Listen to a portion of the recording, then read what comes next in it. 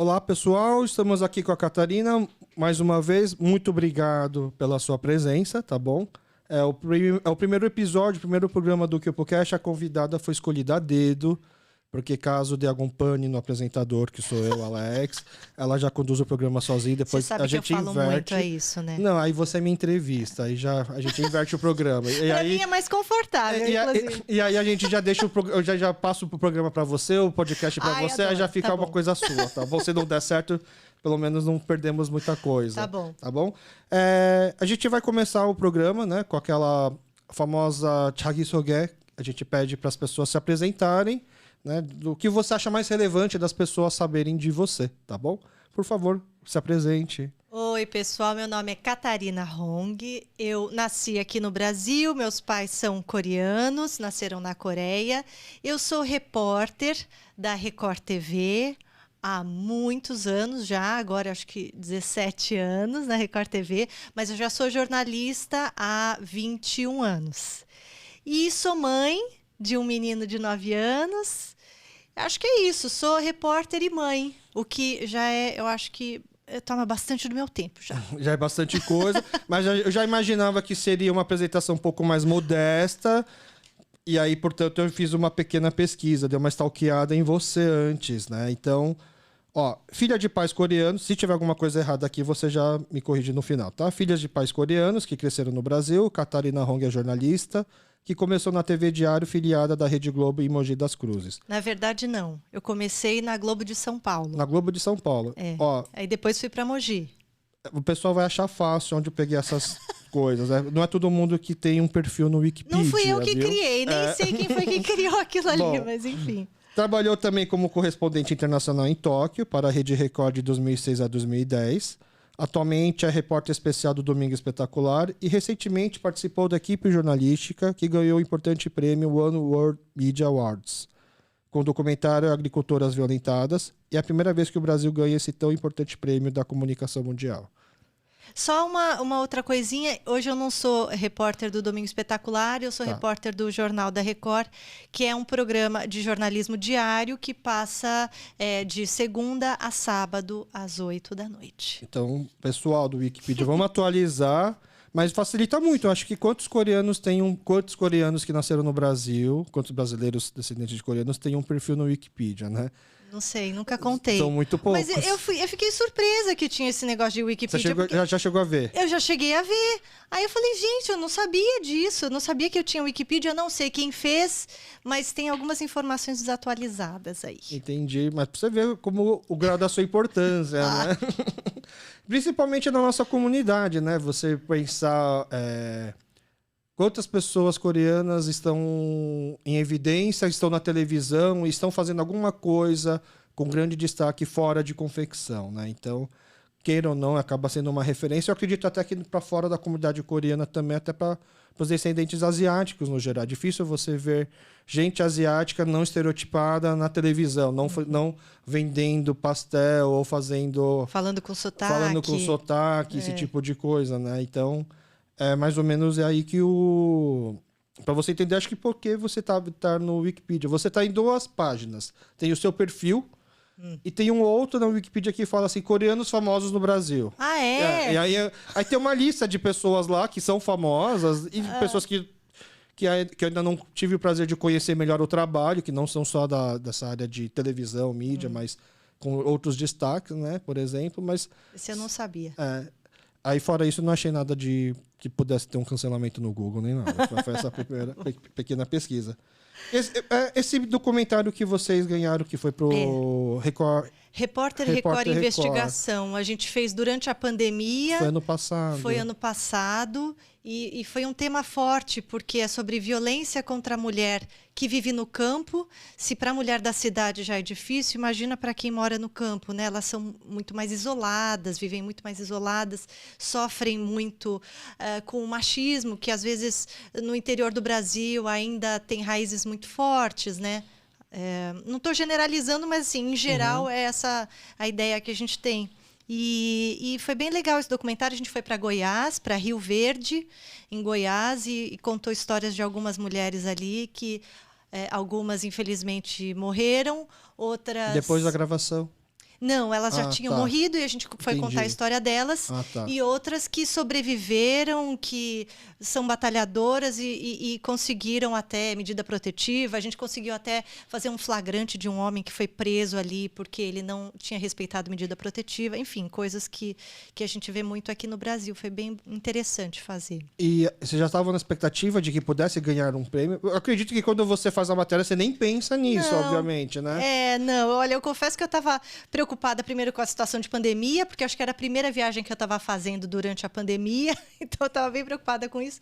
Mas depois, assim, a gente foi fazendo a reportagem e é um tema tão forte, são histórias tão impactantes, o que essas mulheres sofreram é tão inimaginável para a gente aqui, né? Que você não pensa nisso, né? Eu vou ganhar um prêmio porque eu vou contar essa história. Você só se preocupa em contar a história da melhor forma possível. E aí depois acontecem essas coisas. Eu fiquei até surpresa, não sabia nem o que era One World Media. Depois que eu soube, eu achei muito chique. E foi muito legal. A equipe é maravilhosa. Foi muito bacana. É um prêmio em equipe, isso, porque... tudo. Eu assisti partes do programa, inclusive essa parte do flagrante. Eu achei que no começo, né, o homem falando que ela que veio morar aqui depois, de um jeito que você até fica convencido, né? E aí depois você conta tudo, a mulher começa a contar a versão dela, aí você fica arrepiado. Como é que... Nossa, eu quase caí na dele. Exatamente. Esses homens, eles têm essas habilidades, são manipuladores. Têm lábia, são manipuladores. E a sociedade está acostumada a acreditar no que o homem fala, né? Então, ela é que é trambiqueira, a louca, ela que está querendo me dar um golpe. E muitas vezes não é nada disso. Nesse caso, no caso dessa mulher, era muito claro, a gente já tinha conversado com ela, e o que ela sofreu na mão dele ali, depois... Esse homem, ele não chegou a me convencer, mas eu fiquei muito impressionada com a habilidade dele, sabe? Ele ali com a polícia, na maior cara de pau. Sou trabalhador. Enfim, mas... A cena que me choca, assim, é quando ela mostra a geladeira, ela tira o desenho da filha que tá tampando o buraco de bala na geladeira. É uma violência extrema, né?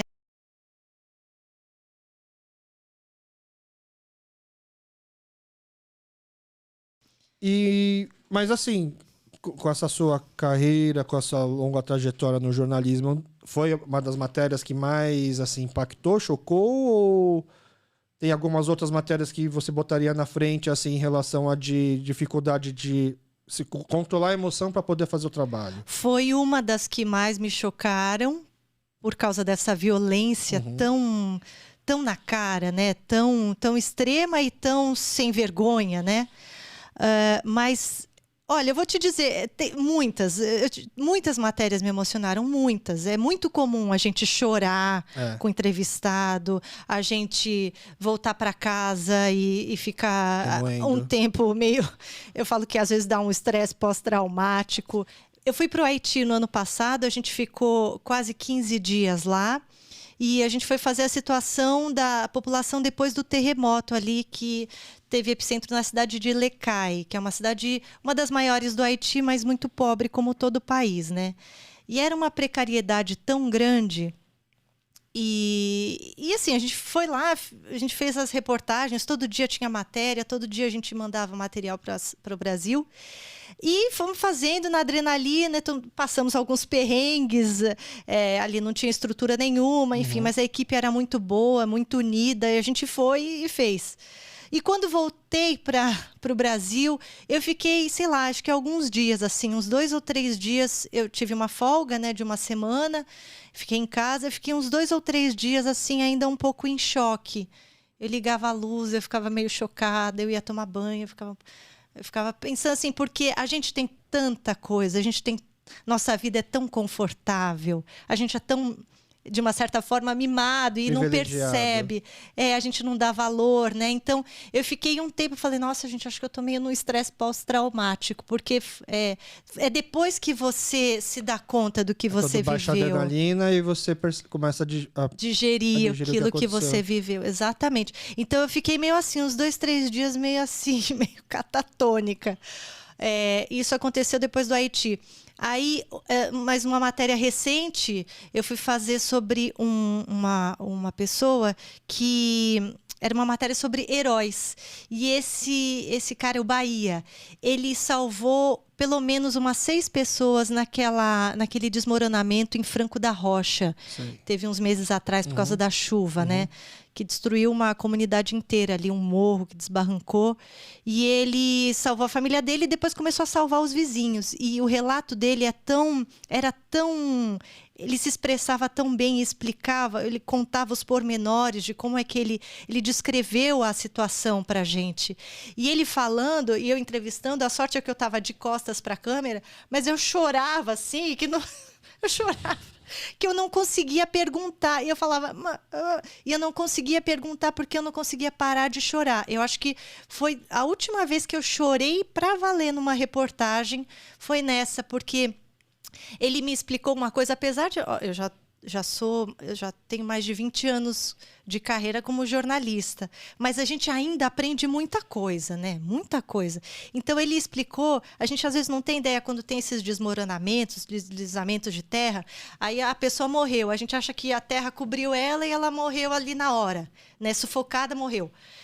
Mas é um cenário que ele descreveu é muito diferente. A pessoa é atravessada por vigas, ela perde membros. É muito violento, é muito gráfico, muito violento. Ela demora para morrer, ela às vezes horas. Então, assim, tudo que ele contou ali para mim me chocou demais, demais. O sofrimento dessas pessoas me chocou demais. E aí quando eu olhei para trás, a equipe toda chorando. Então, nessas reportagens, não tem como a gente não se emocionar. E eu acho que é importante a gente se emocionar. Se chegar um dia que alguém me contar uma história dessa e eu não sentir nada, aí eu vou procurar ajuda psiquiátrica, porque tem alguma coisa errada. A gente tem que se emocionar para poder contar a história, né? E hoje em dia é um pouco do perfil das matérias que você costuma fazer, um pouco, não digo tragédias, mas matérias assim...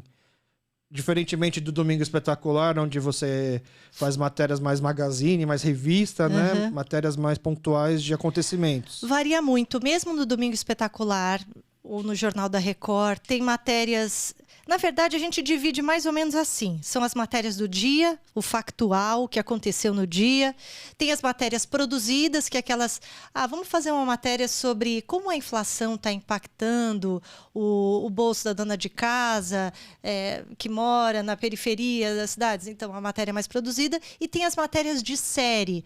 No Jornal da Record, toda semana a gente tem uma série de reportagens com um tema e cada dia da semana vai um assunto dentro daquele tema. Então, por exemplo, essa dos heróis era para falar dos heróis das tragédias brasileiras. Então, cada dia era um personagem. E aí varia, porque tem dias que a gente conta histórias assim, de voltar para casa chorando, e tem dias que a gente conta histórias engraçadas, a gente fala de bicho, aí outro dia a gente fala coisas sérias sobre golpes financeiros, enfim, varia muito. Mas é uma opção sua? Você gosta de poder ter um pouco de cada tipo de matéria, essa versatilidade? Foi uma coisa que impuseram para você e você tá agarrando, pegando tudo e fazendo? Ou quando você começou a pensar, quero ser jornalista, você já imaginava, quero fazer um pouco de tudo, quero contar um pouco de todas as histórias? Ou você tinha algum outro foco antes? Não, assim... Na verdade, assim, o repórter dificilmente escolhe a matéria que ele quer fazer. Você está lá na roda e aí, bom, esse aqui vai fazer isso, esse aqui vai fazer isso. O que acontece é que, às vezes, a nossa chefia já meio que direciona. Esse repórter faz bem polícia. Esse repórter tem fontes na polícia. Esse repórter é bom para contar matérias de apelo mais emocional. Esse repórter é bom para economia. Mas mesmo esses que são mais segmentados, né, mais setorizados, também acabam fazendo de tudo. A gente não tem muita escolha. Quando eu decidi fazer jornalismo, eu acho que eu queria fazer qualquer coisa, mas uma experiência que eu queria ter era morar fora, era ser correspondente internacional. Isso estava muito claro para mim. Eu quero... Porque a gente que é coreano no Brasil, né, que é brasileiro, coreano no Brasil, a gente tem um pé fora. A gente é brasileiro, mas a gente é um pouco estrangeiro, né? A gente tem essa familiaridade com o que é estrangeiro. Então, eu sempre quis trabalhar com isso, com correspondência e tal. Agora, fazer o quê? Tanto faz. Eu topava tudo. hoje eu posso dizer o que eu gosto de fazer. Gosto de contar essas histórias, histórias dessas pessoas, desses heróis, dessas pessoas batalhadoras, dos brasileiros, né? Mas eu gosto muito de reportagens de ciência, gosto muito de agricultura, de agronegócio, adoro essa área do campo, rural. Então, adoro contar essas matérias. Para mim, quando eu recebo, é um prêmio. E você já imaginava que você fosse gostar disso? Porque, por exemplo, assim, para quem não sabe, eu conheço a Catarina, a gente frequenta a mesma igreja, então a imagem que eu tinha de você quando eu era mais novo é de que fosse uma pessoa, sei lá, super patricinha, super... Não te imaginava comendo um mingau de intestino, por exemplo. Eu comi mingau de intestino. Inclusive, eu queria... Acho que se a pessoa que é seu fã, que fez o seu Wikipedia, podia fazer uma reportagem só com os momentos que você tá comendo a comida e você faz aquele... não é tão ruim, é bom... Tem inclusive, pessoal, no YouTube tem uma matéria que ela fez no Vietnã, justamente sobre comida, onde ela come muitas coisas diferentes. E eu fiquei imaginando, nossa, eu jamais imaginava que a Catarina tivesse estômago para isso. Olha, eu tenho estômago, eu já comi cada coisa. Já comi mingau de intestino, como você falou, no Vietnã. Já comi olho de boi no Nordeste. Já comi buchada de bode, essas coisas todas já comi. Já comi frango cru no Japão. Já comi lula viva no Japão também. Mas você já imaginava que você seria capaz de comer? Você já comia coisas assim mais pesadas antes de fazer esse tipo de matéria, por exemplo? Pra comida, eu sempre fui aventureira. Nunca tive, assim... Frescura. Não sou fresca para comer. Assim, posso não gostar, mas experimento, né? Então, é engraçada essa imagem que você tinha de mim, né? Sempre muito comportadinha, muito patricinha, muito arrumadinha e tal. Mas eu acho que eu não sou muito assim. Ou talvez já fui e me descobri uma pessoa diferente. O jornalista... Principalmente se você é repórter de rua, de TV, tem uma certa imagem meio glamourizada, né? Aí você aparece na TV, você tem que estar maquiada, seu cabelo tem que estar bonito, você tem que estar bem vestida e tal. Mas daqui para baixo é tênis, é galocha, é pé na lama, é comer mingau de intestino, entendeu? Não tem muito... É dormir em hotelzinho de beira de estrada, pulgueiro mesmo. Então, a gente tem muito disso. Quem trabalha na rua, se você for meio afrescalhada, você não consegue sobreviver. Então, você tem que ter estômago forte, não pode ter medo de botar o pé na lama e vamos embora. Então, hoje todo mundo sabe que você é capaz disso, mas quando você começou, as pessoas já imaginavam que a Amanda Catarina que ela é capaz de fazer, ou você acha que tinha um estereótipo que atrapalhava? Ou justamente por quebrar esse estereótipo te ajudou até melhor? Eu acho que existe um estereótipo da japonesinha, né? Exato. Entre aspas, a japonesinha a oriental, é delicada, né? Mas também tem um lado do mesmo estereótipo que o oriental é muito resistente, né? É muito resiliente e muito obediente. Eles fazem o que a gente manda. Então, tem tanto o lado da delicadeza quanto o lado da força, entendeu? Então, eu acho que a minha chefia nunca questionou isso. Você iria lá para o desabamento? Você iria lá para o Haiti, ficar num hotelzinho de beira de estrada? Eles nunca me questionaram. Então, acho que... existe o estereótipo, mas acho que na prática, os chefes de reportagem, na hora de mandar alguém, bom, vai ela, entendeu? Quando teus pais assistem esses, por exemplo... Minha mãe fica chocada. É isso que eu ia perguntar. Fica chocada. Mas ela fica chocada até com um mingau de intestino, por exemplo, você comendo a lesminha. Ela nunca comeu nada disso em casa, que ela tá comendo agora, assim, na televisão com o maior prazer. Que menina é essa? Tem um pouco disso? Ela não... com essas coisas de comida, até que ela não fica chocada. Ela só acha que eu faço muita careta. Mas ela fica chocada de eu topar essas coisas do tipo, mas você vai pro Haiti? Mas você vai para a Indonésia, onde teve terremoto? Mas você vai pra favela? Isso ela fica chocada. Você não fica algo com que medo? Eles nunca pensaram, quando você falou que queria fazer jornalismo, eles não pensaram que você iria talvez ter ter que lidar com isso? Acho que não previram isso. Mas também nunca falaram, não vai. Não vai, essas coisas não faz. Isso nunca me disseram. Nunca me impediram, tal. Mas talvez nunca também pensaram que eu pudesse topar. Você acha que... Porque, por exemplo, eu sou formado em publicidade. Quando eu estava na época de vestibular, eu falava para minha mãe que queria prestar isso, aquilo. E eu percebia que ela motivava a fazer tudo. Depois de algum tempo que eu percebi que ela pensava assim de uma certa forma, faz o que você quiser, que qualquer coisa depois você vem e faz confecção. Isso. Você acha que tinha um pouco disso? Tinha, era a mesma coisa. Meus pais também. É. Faz o que você gosta. Você quer jornalismo? Tudo bem, pode ir lá. Nunca me falaram, você tem certeza? Mas não dá dinheiro, mas sofre muito, não tem feriado, não tem fim de semana. Você tem certeza? Nunca. Faz o que você quiser. Porque você tem uma salvaguarda. Você tem. Se você não gostar ou se não der certo, você pode vir trabalhar com a gente na loja. Então sempre tinha respaldo. Esse respaldo, né? Mas deram total liberdade para escolher. Entendi. Mas você sente que era um respaldo, não um questionamento. Duvido que ela vai realmente fazer isso. Meus pais nunca duvidaram. Acho que não. Para mim, nunca demonstraram. Não sei. Entendi. Porque, por exemplo, eu cheguei a morar um tempo fora, né? Eu tranquei um ano de faculdade, fui morar em Londres. E aí, estava com dificuldade de arranjar um emprego lá. Porque naquela época dava para você ir para Londres com visto de estudante e conseguir um trabalho meio período. Era algo totalmente legal. E aí, como as pessoas me conhecem, eu sou uma pessoa que come bem. E a minha prioridade era trabalhar em algum lugar que era um restaurante ou um bar, que eu já tinha uma refeição a mais. Entendeu? Não precisava gastar dinheiro com comida, eu tinha uma refeição a mais. E aí eu voltei para o Brasil querendo fazer um restaurante de lamen. Que aqui no Brasil, na época, ainda não tinha. Muito poucos. E lá fora eu vi que estava com muito bombando. E eu trabalhei uma semana num restaurante de lamen, que, assim, eu sabia que eu não tinha aprendido tudo, mas eu sentia que tinha potencial de fazer. Minha mãe, você quer fazer um restaurante de lamen? Legal, vamos fazer, então. Aí eu percebi assim, nossa, que legal, ela tá me incentivando. Aí eu comecei a pensar em procurar ponta, alguma coisa. Aí quando chegou a hora a ver, ela chegou assim, então senta aqui, vamos pegar um papel. Quantos lugares você acha que cabe nesse restaurante? 40. Quanto custa um prato de lamen? Quanto você acha que você vai ganhar em cima?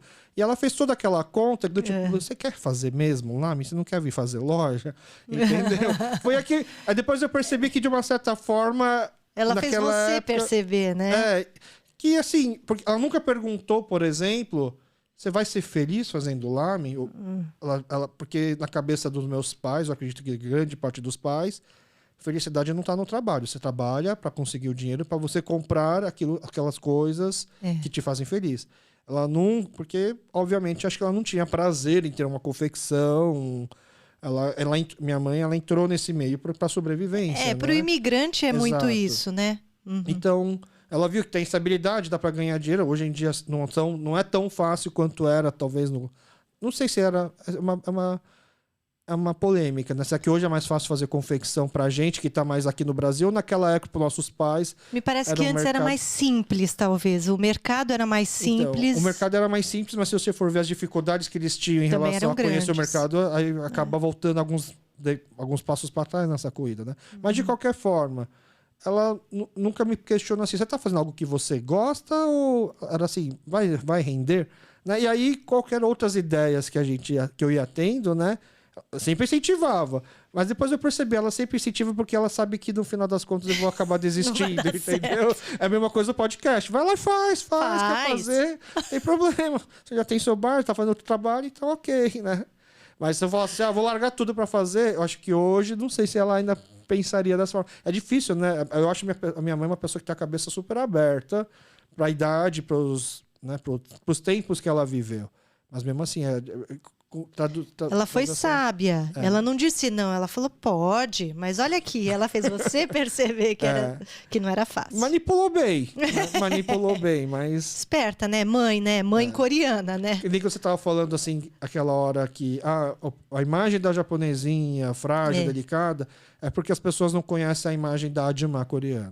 É verdade. Na Coreia tem um ditado que ele fala que as pessoas que você mais tem que ter medo no mundo é o Chodanaksen, é a criança de 8 anos, 9 anos, e a Adjumá. Essas duas pessoas você não briga, você não mexe, né? Então tem um pouco disso. Talvez acho que você não sabe, né? Porque você não tem aquele pamá de Adjumá, mas dentro de você tem aquele sangue de Adjumá. Dentro tem aquela raiva por isso toda você da consegue Kinti fazer Adjumá. tudo. É verdade, é verdade. Da força da mulher. E é uma piada, né? É uma coisa engraçada, mas tem esse fundo de verdade da mulher coreana, que um povo que sempre passou dificuldades, mas aí no caso da mulher a dificuldade é sempre maior, né? Então ela só vence na base da raiva, da força, de muita luta, né? A força do ódio. Da força bruta da Adjumá. Principalmente no Brasil, né? Que a gente foi para esse lado de confecção, que queira ou não, acabou virando o trabalho principal da mulher. A mulher era a chefe da loja, né? Então elas acabam assumindo. Meu pai era o famoso que o pessoal chama de chataman, que é o homem que abre e fecha a porta, abre o portão, vai pro bar, toma um café, aí a mulher liga e fala, vem aqui infestar o tecido. Aí ele volta, infesta, aí termina, volta de novo, fuma um cigarrinho. Meu pai foi durante muito tempo isso, né? E minha mãe, ela sempre falou assim, tenha seu pai como exemplo, não seja ele, entendeu? ela sempre me criou dessa forma, né? Então, mas acho muito legal, porque agora eu tenho um filho de 3 anos e a gente fica questionando, né? O que será que esse menino vai querer ser quando crescer, né? Então, recentemente a gente foi num casamento, né? E ele viralizou dançando, né? Ele aprendeu alguns passos enquanto ainda não estava a pista liberada, alguém ensinou para ele, né? Um amigo nosso, liberou a pista, ele foi e começou a dançar. Foi a primeira vez que ele dançou, aí ele viralizou. Aí a gente ficou pensando, será que ele tem uma veia artística, né? A gente começa a deslumbrar, né? Será que ele é superdotado? Você sempre pensa nisso do seu filho. Uma vez eu fiz um teste, eu vi uma matéria, faça um teste e veja se seu filho é superdotado. Aí eu fiz o teste e fiquei impressionado. Nossa, não sei o meu filho, mas acho que eu sou superdotado. Porque respondendo aqui, eu tô gabaritando. E aí eu fiquei pensando, se meu filho quiser ser dançarino aqui no Brasil, será que hoje parece ser mais fácil por conta do boom do K-pop, né? Mas não é o seu caso, que você entrou na televisão, entrou tudo nisso muito antes, né? Muito antes de ter um Psy, muito antes de ter as novelas por aí, né? Teve uma certa dificuldade, por exemplo, que nem você estava falando, tem a maquiagem para você poder fazer a apresentação. A minha esposa, ela reclama um pouco aqui, por exemplo, não sabe maquiar. Não sabe maquiar asiático, oriental. Não sabe. Assim, eu tive muita dificuldade no início, porque realmente maquiador é diferente o olho, né? O olho é diferente, até a textura da pele, até o estilo é diferente, né? Então, assim, durante um tempo eu não deixava ninguém me maquiar. Aí, quando eu me maquiava. Quando eu fui morar no Japão, eu fiz um curso lá de maquiagem. Aí eu passei a me maquiar. Aí, quando eu voltei aqui no Brasil, todos os repórteres iam para a sala de maquiagem, eu nunca ia. Não, pode deixar, eu faço sozinha. Me acostumei a fazer sozinha. Hoje, tem maquiadores que sabem, porque eles já estudaram, porque tem essa onda da beleza coreana, porque tem muito tutorial na internet, né? Então, hoje eles sabem. Hoje eu confio em que eles me maquiem. Mas no começo era difícil. Até poucos anos atrás, eu não deixava ninguém me maquiar. Só uma maquiadora coreana que tinha aqui, que era ótima, ela sabia. Agora os outros não, eu ficava sempre vesga. Sempre. Sempre. E aí talvez eles iam querer te maquiar e te deixar, principalmente num estereótipo que eles têm de um asiático, talvez, né? O olho mais puxado, botar muita maquiagem. Eu acho que o oriental, quanto menos coisa você colocar, melhor. Não vai encher de sombra. Tem que ser uma coisa mais leve. E às vezes não sabem fazer isso, né? É porque é difícil, realmente o olho é diferente. Tem essas diferenças mesmo, né, do asiático. E aí talvez um dos problemas. Problemas não, né? Isso é coisa pequena, detalhe, né? E se fosse só isso, né? A sua mãe, como toda mãe coreana, ela criticava a sua maquiagem na televisão? Até hoje minha mãe fala, que cabelo é esse? Que roupa é aquela que você estava usando? Que cabelo é esse? Que maquiagem é essa? Você tá maquiada? Você não tá maquiada hoje? Eu falo, lógico que eu tô, mãe. Lógico que eu tô. Você não tá maquiada, você precisa se arrumar mais. Até hoje eu tenho mais de 40 e ela continua falando. Entendi. Mas os seus pais, eles vieram cedo aqui pro Brasil. Eles chegaram em 71. Por coincidência, eles se conheceram aqui. Na verdade, quem teve a iniciativa de vir para o Brasil foram os meus avós, tanto da parte do meu pai quanto da parte da mãe. Meus pais chegaram aqui, eles têm a mesma idade, então eles chegaram com 17 anos, em 71. E aqui terminaram o ensino médio e fizeram faculdade aqui. Então, eles são bem inseridos, né, na sociedade brasileira, falam bem português, em casa a gente fala português. Só que eles chegaram numa idade péssima para você migrar, né? 17 anos. Naquela época ainda. Adolescente, meu pai queria prestar serviço militar. A minha mãe tocava piano, ela tinha um monte de amiguinha, de repente não tinha amiga nenhuma. Ela já tocava piano na Coreia. Tocava na Coreia já. Aqui ela fez faculdade de música. Santa Marcelina. E meu pai começou fazendo engenharia petroquímica e depois não quis mais e foi fazer artes plásticas. Artes plásticas. Meu pai é formado em artes plásticas. Então foi assim, para eles não foi fácil se adaptar, porque com 17 anos você mudar para um país da Coreia para o Brasil, né? É muito difícil. Aprenderam português assistindo novela. Minha mãe aprendeu português assistindo novela. Diz que chegou no Brasil, ela só comia banana e sonho de valsa. Engordou. Ela comia banana e sonho de valsa, banana e sonho de valsa. Porque banana é caro na Coreia, e aqui era barato. E aqui era muito barato, e aí, nossa, que delícia, e banana à vontade, e ela adorou sonho de valsa. Ela disse que ela engordou muito quando chegou no Brasil, porque é muito triste também, não tinha amigos. Descontava na comida. Descontava na comida. E em 71, a comunidade não era muito grande, né? Eram poucos. E aí eles se reuniam na igreja, né? Então, ainda foi difícil para eles no início. Mas hoje você sente que eles eles viveram muito mais aqui no Brasil do que na Coreia, mas eles são muito mais coreanos do que brasileiros? Eles são mais coreanos que brasileiros, porque, apesar de falar português, né, apesar de conhecer bem a cultura brasileira, eu diria que eles são misturados. Mesmo quando eles falam coreano, eles não conseguem falar um coreano puro, eles misturam português no meio, sabe? Eles têm muito também, eles também abraçaram a cultura brasileira, mas dentro de casa ainda o esquema é bem coreano, né? Começa pela comida, que é coreana, o jeito de criar os filhos, os valores. Eu acho que é bem coreano, sim. E você acha que eles teriam vontade de morar lá, de voltar para a Coreia? Minha mãe fala, às vezes, meu pai também fala às vezes, mas não sei, será que eles se adaptariam? Quando você foi correspondente internacional, a sua base era no Japão. Era, em Tóquio. Mas você fez algumas matérias pela Ásia toda? Pela Ásia toda, e eu ia muito para a Coreia. Até assim, no meu fim de semana, de folga, eu ia para a Coreia direto. Ainda tem parentes próximos lá?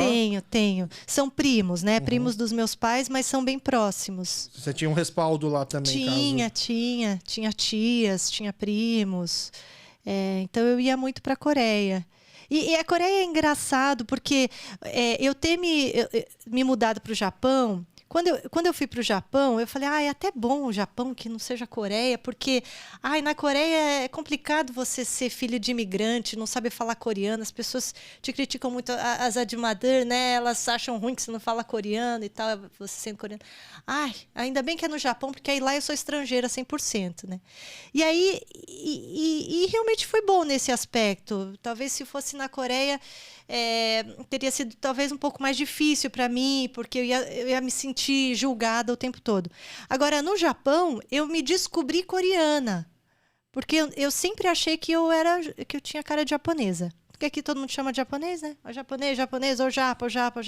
Então, tem gente que falava que eu parecia japonesa de Okinawa, porque eu sou morena. Quando eu cheguei no Japão, os japoneses direto já perguntavam, você é coreana? Eles na lata descobriam que eu não era japonesa.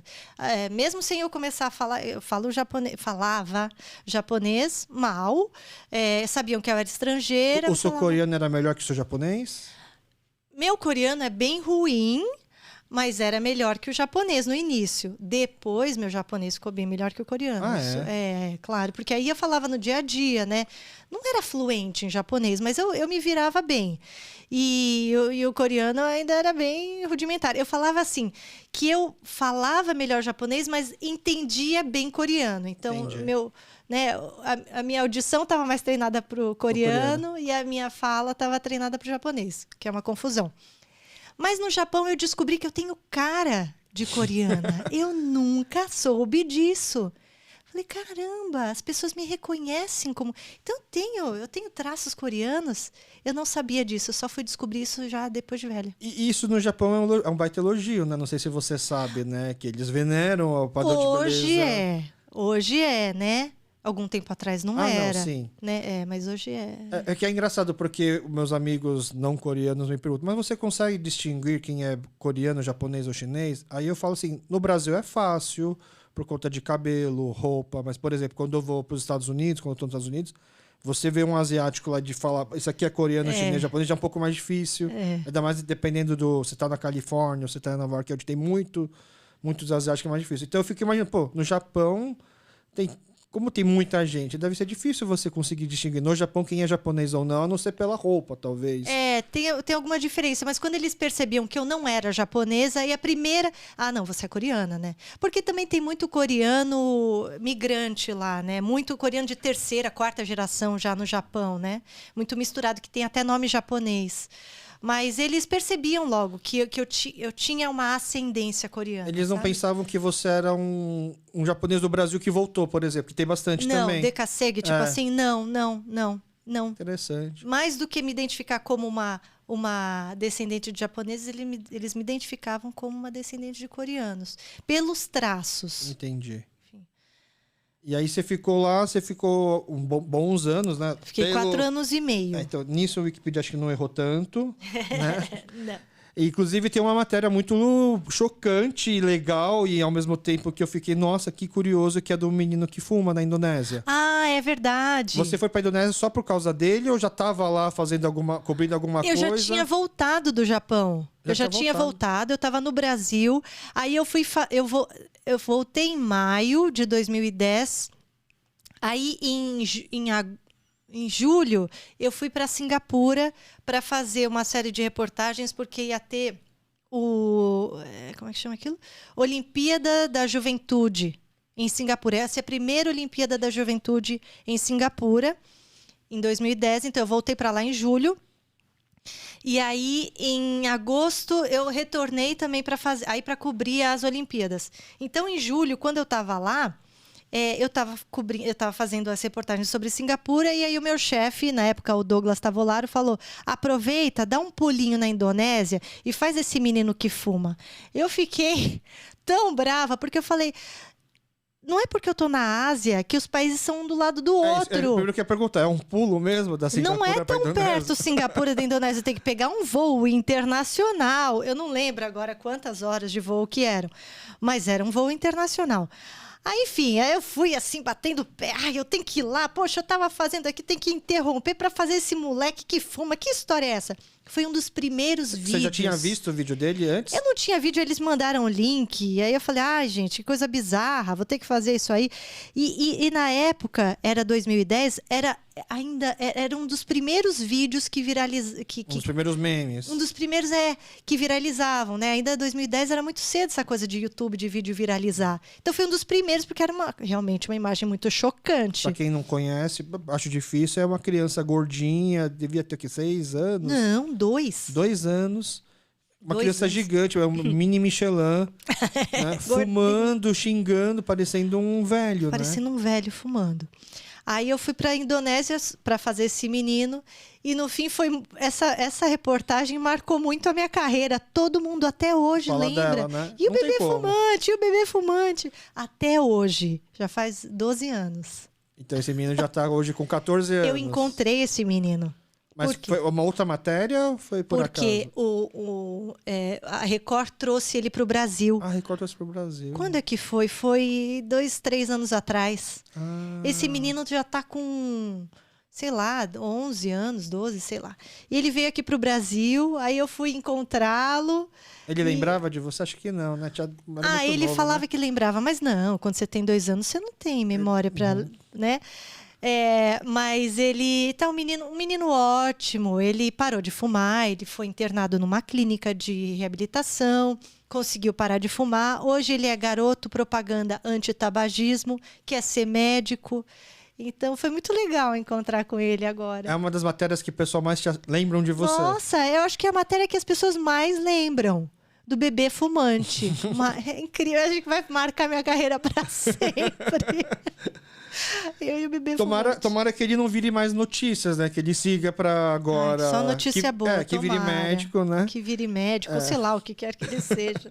Não sendo fumante já é uma grande vitória, eu né? acho. Entendi. Legal. Eu queria, assim, fazer um pouco, né, essa abordagem, mais ou menos, não focar tanto só na história, né, de como você entrou no jornalismo, também sobre as matérias, mas também um pouco de o pessoal entender, assim, por exemplo, talvez quem não te conhecia antes tão bem, descobriu aqui pela conversa que você não fala tão bem coreano, né? Mas que, como você chegou na Coreia, você já tinha um ouvido, de certa forma, treinado, né? E você desde cedo consumia produtos coreanos, porque antigamente, para você ver uma novela coreana, não era só acessar o Netflix. Você tinha que ir até aquelas locadoras coreanas, pegava a sacola com um monte de vídeos e ia para assistir em casa. Na verdade, os pais alugavam, assistiam meio que de tabela, né? Não tinha tanta televisão em casa. Ou então, os primeiros grupos K-pop. Você chegou a consumir isso quando jovem? Não. Não. Nada. Eu fui muito uma criança e uma adolescente muito abrasileirada, sabe? Eu ia, enfim, como muitos de nós, né? Eu frequentava a escola durante a semana e aos fins de semana passava sábado e domingo na igreja direto. Então era o meu contato com a cultura coreana, era na igreja nos fins de semana. E olha, eu vou te dizer que até eu ficar adulta, acho que até minha adolescência, até minha adolescência, eu não tinha interesse por nada que fosse coreano, nem comida coreana. Quando eu era criança, eu não era de comer, tá? Por incrível que pareça, eu não comia nada. Então, comida coreana, música coreana, novela coreana, não gostava de nada. Nada, não, eu não me identificava com o que era coreano. Eu tinha até um pouco de receio, de medo, porque as pessoas me obrigavam, me forçavam. Eu não entendo nada. Então, eu sempre tive uma certa resistência na minha infância e no início da adolescência. Quando eu fiz 15 anos, 14, 15 anos, foi que eu comecei a ter interesse pelo que era coreano. Por quê? Porque aí foi a primeira vez que eu vi dança coreana. De verdade. Eu já tinha visto, assim, mas era tradicional, Muyong. A dança Muyong mesmo, dança tradicional. Foi a primeira vez que eu vi uma menina da minha idade dançando, que é a Arumi. Você conhece a Arumi? Eu sei quem é. Eu vi ela dançando numa escola de dança, que é da Hwangyeongje, né? E eu fui convidada para fazer ia ter um evento no municipal e aí queriam que eu fizesse a recepção ali, várias meninas. E aí de hanbok, bonitinho e tal. Esse foi um baita evento da nossa história, da comunidade. Foi em 94, foi um baita evento, foi para comemoração de alguma data, né? Foi em 94, eu lembro bem. E aí eu fui no estúdio da Hwangyeongje e eu vi a Arumi dançando, e uma menina da minha idade dançando tão lindamente, e eu falei, nossa, isso é bonito. E aí a dança me fisgou. E aí a partir daí eu quis fazer Muyong também. Você chegou a fazer também? Fiz Muyong dos 14 até os 17. Fiz, aí comecei a me interessar, porque aí comecei a ter contato com as meninas que não eram da igreja, algumas eram de fora da igreja, e aí elas falavam de coisas coreanas, e aí eu achei, interessante, é legal. Aí eu assisti uma novela só, que eu falei, nossa, essa novela é legal, que foi Nukim. Não conheço. Porque você é mais novo que eu. Mas Nukim era uma novela super legal, que era meio Barrados no Baile coreano. Tá. E era com aquele ator do Round Six. Sei, o Lee Jong. O que é o principal. Sei, Era com ele, e era um triângulo amoroso com uma menina, um outro cara e tal. E essa foi a única novela que eu assisti. Eu tinha uns 15 para 16 anos. Entendi. Então foi nessa época que floresceu esse meu interesse e a minha identidade coreana. Foi aí que eu comecei a sacar que, não, peraí, eu preciso entender o que eu sou, né? Da onde eu vim. Eu não posso ter essa resistência. E é uma idade onde você procura, talvez, um pouco a sua identidade, né? Isso, na adolescência. Isso. Mas você acha que talvez não ter tido tanto assim, influência e contato com a cultura coreana, por estar mais abrasileirada, te facilitou a entrar na televisão, a seguir no jornalismo também? Porque às vezes dá a impressão de que a gente fica muito fechado no nosso gueto, na nossa bolha, que aí pra gente conseguir dar um passo, ou trabalhar, ou fazer qualquer coisa fora disso, a gente fica com aquele receio de, não tenho costas quentes, eu não tenho indicação, eu não tenho o famoso QI, quem indica, para poder começar um trabalho, né? Fora da... que não seja alguma coisa que os coreanos não estão fazendo. Você ser a primeira coreana do Brasil a fazer alguma coisa que os outros ainda não fizeram, de uma certa forma, pode ser inconsciente, mas é um desafio um pouco maior, não? Você acha que você está perguntando se por eu ter tido uma infância mais abrasileirada que eu consegui me inserir melhor nessa profissão que... Eu não sei. Porque queira ou não, desde a faculdade, eu vejo muitos exemplos assim de pessoal que vai na faculdade e só assiste aula e sai. Não faz o network, por exemplo. Que queira ou não, para você seguir uma carreira, você precisa ter... Não é igual um vestibular que você só passa uma prova e acaba entrando, né? Eu acredito que na televisão deve ter um pouco dessas influências que você precisa ter, de conhecer alguém também. Eu não tive. Exato. Eu acho que assim, o fato de ter sido bem brasileira, né, me ajudou, talvez, na autoconfiança. Entendi. Não por ter tido costas quentes ou alguém que indique, porque eu já era amiga de não sei o quê. Foi na autoconfiança porque... se você fica dentro da bolha, né, muito fechado na comunidade, só frequenta lugares onde os coreanos estão, você faz isso por quê? Porque você está na zona de conforto, né? Porque você se sente confortável ali, todo mundo se conhece, você conhece todo mundo, você está em família, né? Então, pode ser que você tenha receio de sair dessa zona de conforto e tal. Como eu transitava bem nos dois mundos, principalmente no brasileiro, né? Mas também estava transitando no meio coreano, com essa coisa da dança e tal. Eu não tinha receio. Foi natural. De me aventurar. Foi natural, assim. Uhum. Aí eu lembro que a coisa da televisão surgiu muito espontaneamente a revelia da minha vontade. Não é que eu queria. Quando eu entrei na faculdade de jornalismo, eu queria escrever, eu queria fazer reportagem, eu queria trabalhar na Editora Abril, eu queria fazer revista. Entendi. Eu queria ir para o impresso. Não pensava em mídia eletrônica. E eu lembro que uma vez eu fui fazer um laboratório de TV e um colega meu falou assim, nossa, você fica bem no vídeo. Aí eu falei, não, mas eu não vou trabalhar em TV. Você já viu algum oriental em TV? Não tem nem espaço para mim. Eu lembro que eu respondi assim, porque foi automático. E era verdade, não tinha. Ou era muito raro. E aí... um dia eu fui no laboratório onde o pessoal tinha lá os computadores e estava todo mundo ali muito concentrado. Eu falei, vocês estão fazendo? A gente está se inscrevendo para o programa de estágio da Globo. Eu falei, é de graça? É de graça. Então eu também vou me inscrever. Aí eu fui lá, me inscrevi, menti até minha nota. Média, botei 9, mentira. Aí fui lá fazer o estágio, passei pelo processo de seleção e fui selecionada. Assim... Falei, gente, eu fui selecionada. Eu lembro que, na época, eu já estava com matrícula para estudar na Coreia. Eu ia estudar na Coreia. Coreano? Estudar coreano na Coreia. Meus pais já tinham pago até, eu já estava com matrícula. Eu ia para lá em julho. Aí, eu estava assim, um passo de passar na seleção. E aí eu tinha que decidir, agora eu vou tentar a seleção. Aí meus pais falaram, olha, você pode ir para a Coreia quando você quiser. Agora, uma oportunidade dessa, você não vai ter de novo. Falei, então tá bom, então eu vou desistir da Coreia. E foi uma coisa boa, porque aí eu passei na seleção e entrei no jornalismo de TV assim, meio sem querer. De forma natural. Natural. Agora, como é que eu fui virar repórter? Porque aí tem essa outra. Tem uma equipe gigantesca que trabalha na redação e os repórteres são só a ponta do iceberg, né? Tem muita gente que trabalha na pirâmide. E aí... Para ser repórter de vídeo, aí sim eu tive um empurrãozinho.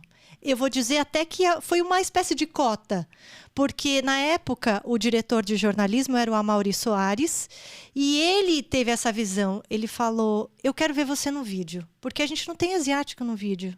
Eu quero ver você no vídeo. E aí ele investiu em mim. Ele viu que precisava de alguém assim, que poderia ser que, essa menina pode servir, quem sabe? E aí eu comecei a fazer vários testes de vídeo, comecei a ir pra rua, e foi ele que me deu essa oportunidade. Porque ele achava que precisava de um asiático, então nesse sentido é uma cota, porque precisou alguém ter essa, precisamos de um asiático. Não foi só mérito, aquela coisa da meritocracia é muito bonito, mas na realidade você precisa de alguém que tenha uma visão fora da caixa. E aí, por outro lado, então se ele me der a oportunidade, eu vou fazer por merecer. E aí trabalhei. Então eu nem lembro qual que foi a sua pergunta. Era a questão da... Ser brasileira, né? Ser brasileirada. Então, nesse sentido, sim, ajudou, porque eu nunca pensei que... Você teria mais dificuldades que os outros. Também. Nunca tive medo, tipo, não sei se eu vou me adequar. Nunca tive isso. Porque eu falei, vamos. Eu tive essa autoconfiança porque eu conseguia transitar bem nesse mundo. Entendi. É isso. Mas acho que é isso que talvez seja o inspirador, porque talvez a gente fique com receio de começar, né? Porque hoje, talvez, para o pessoal mais novo, é mais fácil de se imaginar nesse meio, talvez, artístico, ou na televisão, ou em mídias sociais. Porque hoje você tem uma demanda por produtos por cultura coreana, né? Seja novela, seja música, né? Até maquiagem, tutorial de maquiagem. Hoje você tem essa demanda, mas quando você começou não tinha, né? Não. Tanto que eu brinco, eu tenho um sobrinho que hoje tem 17 anos, e eu brinco que, assim, nunca na minha adolescência eu ia imaginar que o coreano talvez fosse o popular, pudesse ser o padrão de estética de alguma...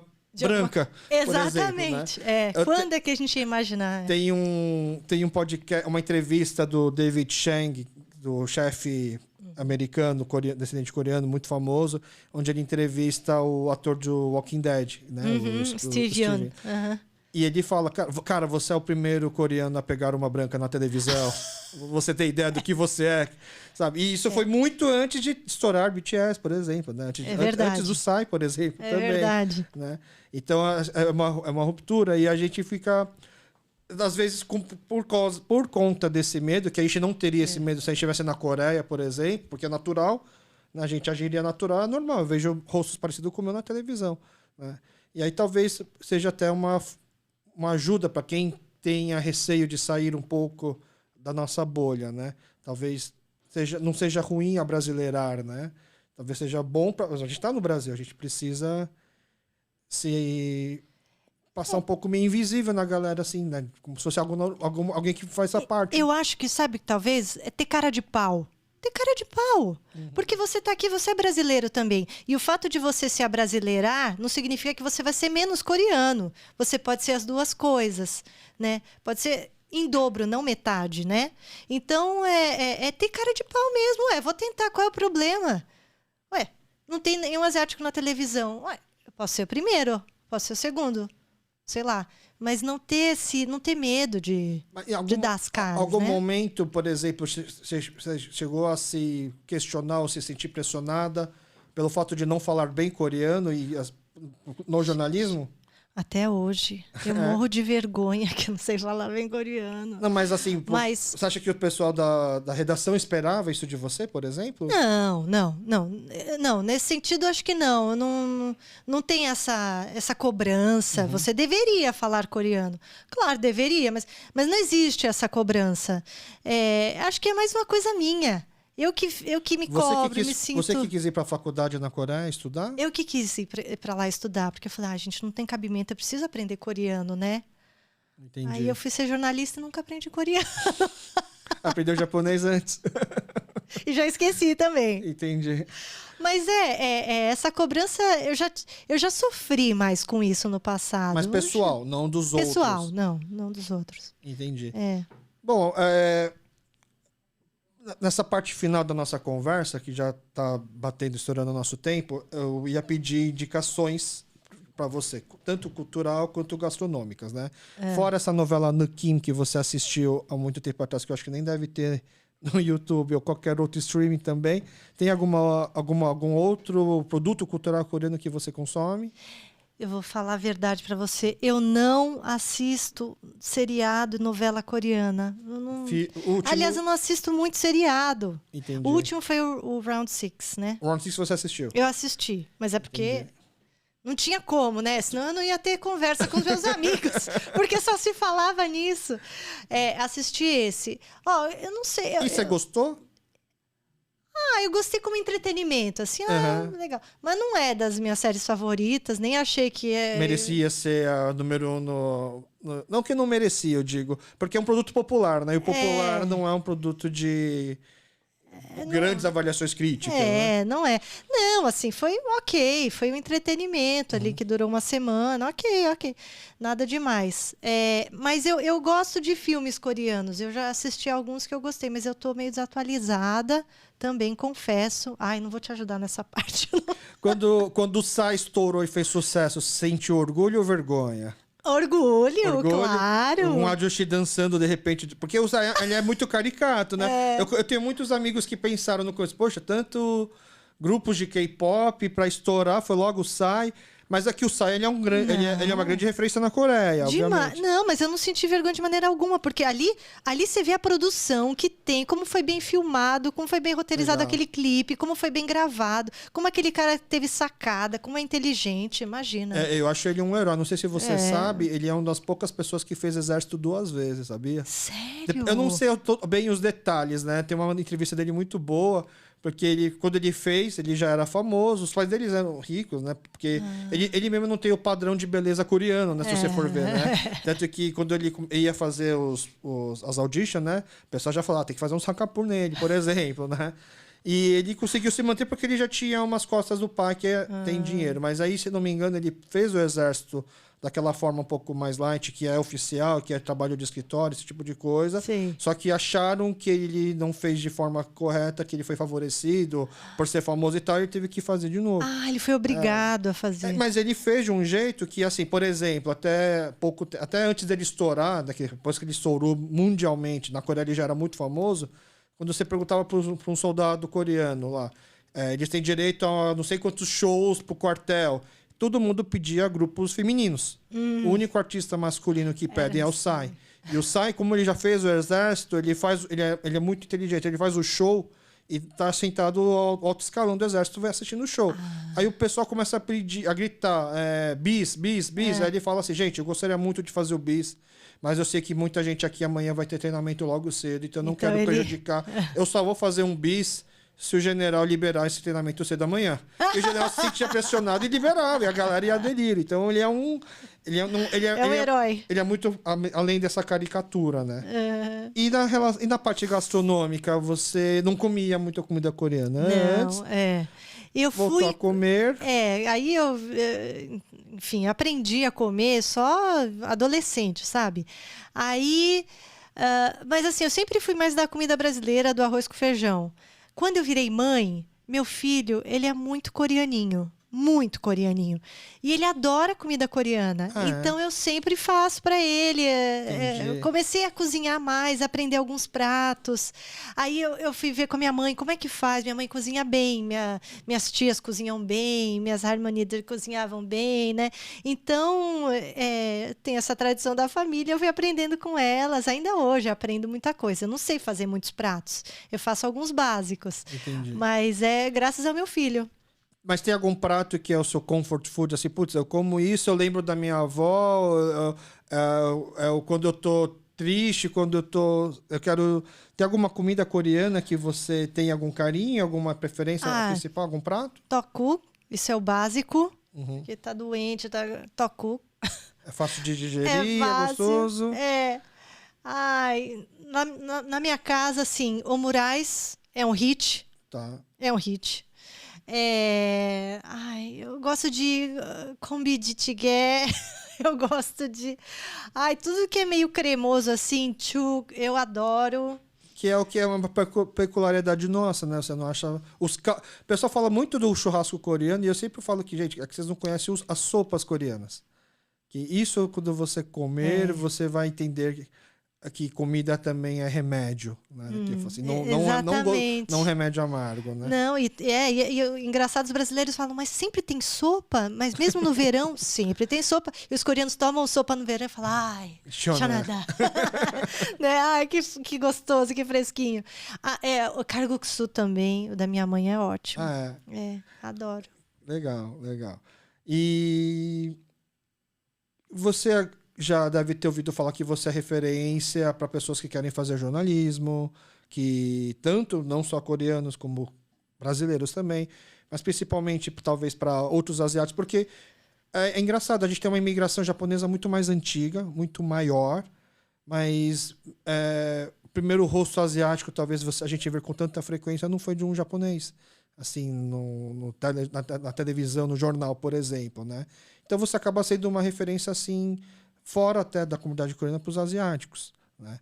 E você tem algum conselho para dar para essa pessoa que quer seguir no jornalismo, que, voltando até um pouco naquele assunto, fica com algum receio por conta da parte estética, ou se, mesmo que queira fazer essa parte editorial, você acha que tem alguma vantagem ou não em relação a poder entrar hoje nesse meio do jornalismo, para repórter? Se tem uma vantagem ser asiático? Talvez asiático, coreano, ou imigrante, Eu acho que a vantagem que o asiático tem no jornalismo é ser filho de imigrante. Eu tenho muito orgulho de ser filha de imigrante. Eu acho que é uma sorte, um privilégio você poder ter acesso a outras culturas que não só do país onde você vive, né? E não é só acesso, você ser criada dentro de culturas variadas. Então, o asiático tem isso. E isso é um plus. Isso é um a mais. Então, é uma vantagem você entrar em qualquer profissão, mas no jornalismo, onde uma das ferramentas principais é ter empatia, é perceber o que o outro está sentindo, é se colocar no lugar do outro. Então, o filho de imigrante tem muita essa habilidade, já tem essa predisposição, isso vem com mais facilidade. Então, eu acho que essa é uma vantagem do asiático que quer se aventurar no jornalismo. Mas eu pergunto, você quer mesmo jornalismo? Por quê? Não, mentira. O jornalista tem mania de depreciar a profissão, né? Mas é uma brincadeira. É uma profissão ótima, que te ensina muito. Me deu muito essa profissão, muito. Eu aprendi muita coisa, eu visitei muito lugar, eu conheci muita gente. Então, foi muito legal. Quer ser jornalista? Não importa se você é asiático, se é brasileiro, faz o que você gosta. Não precisa ser repórter. Não precisa estar no vídeo, necessariamente. Ou não precisa estar em televisão. Você pode estar no impresso também, você pode estar em internet. Quer ser jornalista, quer contar uma história. É isso que você tem que pensar primeiro. Eu quero contar a história do que está acontecendo. Eu quero passar uma mensagem. Eu quero mostrar o que está acontecendo hoje. Quero dar visibilidade para pessoas que estão invisíveis. Se esse for o seu propósito no jornalismo, então vai. Não importa se você vai estar na televisão, no impresso, não importa se você vai ser repórter, produtor ou editor, né? Então pode acontecer de você ser repórter. Se você for repórter, vai com cara de pau. Tenha cara de pau, não tem vergonha. Não se preocupa de estar sempre bonitinha, não se preocupa de estar com um terno bem passado. Não é isso que importa. O que importa é o seu texto, o que você escreve, como você conta a história, o seu respeito pelo personagem, o seu respeito pela história, a sua preocupação em mostrar o que está acontecendo. Isso é que importa. O resto vem. Se você é asiático, se você é qualquer coisa que seja, né, negro, o negro ainda tem menos visibilidade, ainda tem menos representatividade no jornalismo, proporcionalmente falando, do que o asiático. Menos ainda. Metade da população é negra. E a gente não tem metade do reportariado negro, né? Então, seja o que você quiser. Se você quer ser jornalista, preocupe-se primeiro eu quero contar a história. E aí, se é asiático, mete as caras, vai embora, vai em frente, porque é isso que vai importar. Depois você dá um jeito. Legal, muito bom. Muito obrigado mesmo. Você não sabe, mas assim, como eu te escolhi para ser a primeira convidada, justamente por ter essa ideia mais ampla, né, do poder de contar histórias e tal. eu pensei, precisa ser a Catarina o primeiro episódio, o primeiro programa, porque eu vou levar como se fosse uma madrinha do programa, entendeu? Ai, que honrada! Eu espero poder ter muitas histórias para contar. A nossa comunidade é muito rica, tem muitas histórias, né? E eu queria começar contando as histórias de uma contadora de história. Então, mais uma vez, muito obrigada por estar aqui, tá bom? Desejo muita sorte, assim, para sua carreira, para que você possa contar mais histórias, né? Não sei se você tem, como é que fala, o objetivo daquela história que ainda preciso cobrir esse tipo de matéria. Espero que você possa fazer essa matéria o quanto antes, entendeu? E fica aí o recado pro pessoal, tá? Teremos, então, mais histórias. E eu espero poder chamar a Catarina mais vezes aqui também para poder contar novas histórias. Essa foi uma pequena apresentação só. Eu é que agradeço, Alex. Quando você me fez o convite, eu fiquei super feliz. E agora me sinto também honrada de saber que eu fui a primeira e que eu sou considerada madrinha. Então, eu adorei participar. Foi um bate-papo ótimo. E tomara que você agora tenha ótimos convidados, melhores do que eu. Imagina. E que esse podcast seja um sucesso, que eu acho que a comunidade precisa, sim. Legal, muito obrigado, pessoal. Fica então um episódio, o primeiro, né? Com seus erros, com as suas travas, né? Mas que eu peço um pouco de compreensão. É por isso que eu chamei alguém que fale bem para quando eu tiver que travar, a pessoa possa desenrolar. Nem precisou. Que bom. Então tá. Obrigado e espero vocês num próximo programa. Tchau.